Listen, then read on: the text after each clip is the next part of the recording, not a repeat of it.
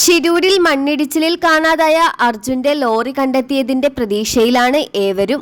അർജുൻ ഓടിച്ചിരുന്ന ലോറി ഗംഗാവലി പുഴയുടെ മണ്ണിനടിയിലുണ്ടെന്ന് കണ്ടെത്തിയതോടുകൂടി ഇനിയുള്ള ചോദ്യം അർജുൻ എവിടെയെന്നാണ്. അതിനുള്ള ഉത്തരം ഇന്ന് ലഭിക്കുമെന്നാണ് പ്രതീക്ഷ. അപകട സ്ഥലത്ത് നിന്ന് 20 മീറ്റർ മാറിയാണ് ലോറി കണ്ടെത്തിയത്. ലോറിയുടെ ക്യാബിനകത്ത് അർജുൻ ഉണ്ടോ എന്നാണ് ഇനി ദൗത്യസംഘം അന്വേഷിക്കുക. നിരവധി സംവിധാനങ്ങൾ ഉപയോഗിച്ചുകൊണ്ടുള്ള പരിശോധനയിലാണ് ലോറി കണ്ടെത്താൻ സാധിച്ചത്. ലോറി തലക്കീഴായി മറിഞ്ഞു കിടക്കുകയാണ്.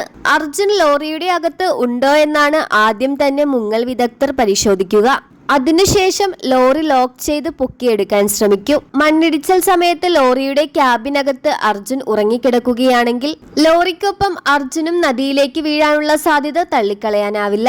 ലോറി എഞ്ചിൻ ഓണാക്കി പുറത്തിറങ്ങിയതാണെങ്കിൽ ഒഴുക്കിപ്പെടാനും സാധ്യതയുണ്ട്. ലോറിയുടെ ക്യാബിനിലാണ് തുടക്കം മുതലേ ബന്ധുക്കളും കുടുംബങ്ങളും പ്രതീക്ഷ വയ്ക്കുന്നത്.